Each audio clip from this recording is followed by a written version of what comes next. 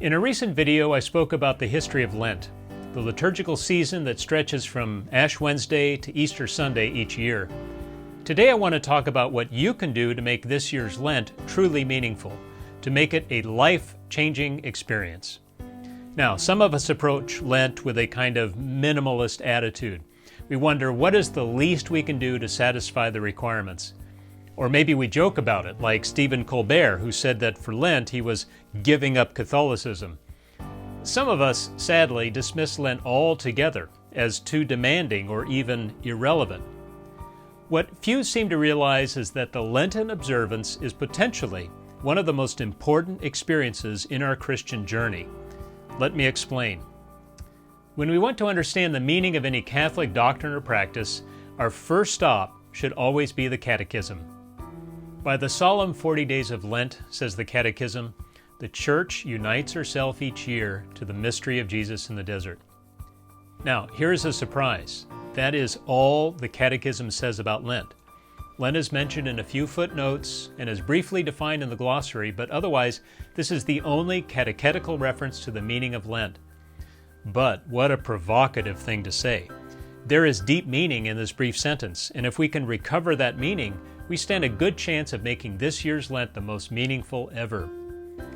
Uniting ourselves to the mystery of Jesus in the desert. What does that really mean?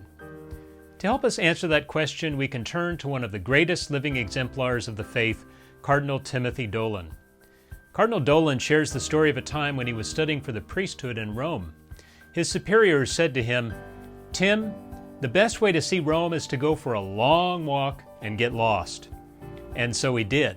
He walked deep into the city without a map and got horribly lost. But when it came time for him to turn back, he knew exactly how to get home. He just had to look for the dome of St. Peter's. Once he spotted it, he knew where he was and in what direction he had to start walking. This story helps us understand Lent in the way the Church has always understood it, as a kind of guide for our journey back to God. Lent forces us to admit that from time to time we get a bit lost.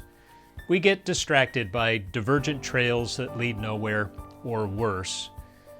Lent is that time in the year when the Church encourages us to get back on track, to point ourselves in the right direction so that we can walk safely home. This is why the Church views Lent as a time of uniting ourselves with Jesus in the desert. Those 40 days in the desert became a kind of plumb line for Jesus.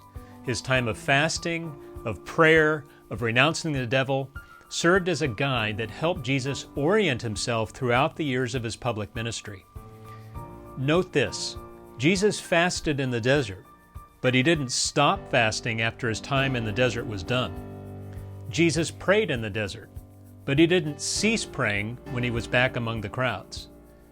In the desert, Jesus rebuked the devil, but he continued to rebuke the devil until he won complete victory on the cross. The desert for Jesus was not some kind of boot camp he had to endure and then forget.